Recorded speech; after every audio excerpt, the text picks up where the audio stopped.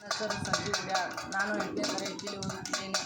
ನಮ್ಮ ಶಾಲೆಯ ಹೆಸರು ಸರ್ಕಾರಿ ಹಿರಿಯ ಪ್ರಾಥಮಿಕ ಶಾಲೆ ತಾವರಗೆರೆ. ನಾನು ಮಾಡಿರುವ ಪ್ರಯೋಗ ಕ್ರಾಪ್ ಪ್ರೊಟೆಕ್ಟಿಂಗ್ ಎನಿಮಲ್ಸ್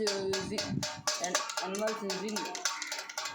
ಈ ಪ್ರಯೋಗವನ್ನು ಯಾವುದೇ ವಿದ್ಯುತ್ ಉಪಕರಣ ಇಲ್ಲದೆ ಮಾಡಬಹುದು. ಹೇಗೆಂದರೆ ಫ್ಯಾನ್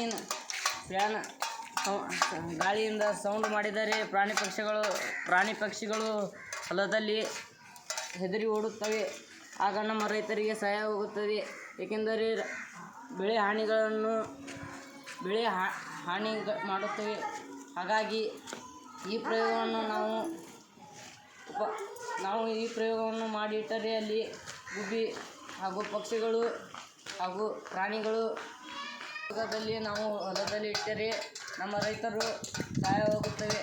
ಹಾಗೂ ರಾತ್ರಿ ನಿದ್ದೆಗೆಟ್ಟು ಗುಬ್ಬಿ ಪ್ರಾಣಿ ಪಕ್ಷಿಗಳನ್ನು ಕಾಯಲಿಕ್ಕೆ ಅವಕಾಶವಾಗುತ್ತದೆ.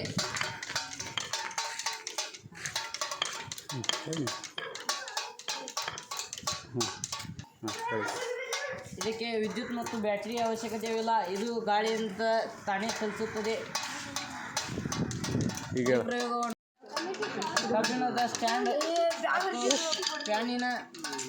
ಫ್ಯಾನಿನ ರೆಕ್ಕೆಗಳು ಮತ್ತು ಪ್ಲೇಟ್ ಮತ್ತು ಪೈಪ್, ಫ್ಯಾನಿನೊಳಗಿರುವಂತಹ ಮೋಟರಿನ ಕ್ಯಾಪ್ ಹಾಗೂ ಪೈಪ್ ಮತ್ತು ಪ್ಲೇಟ್. ಗಾಳಿ ಯಾವ ಕಡೆಗೆ ಚಲಿಸುತ್ತದೆ ಅನ್ನೋದು ಆ ಕಡೆಯೇ ಚಲಿಸುತ್ತದೆ.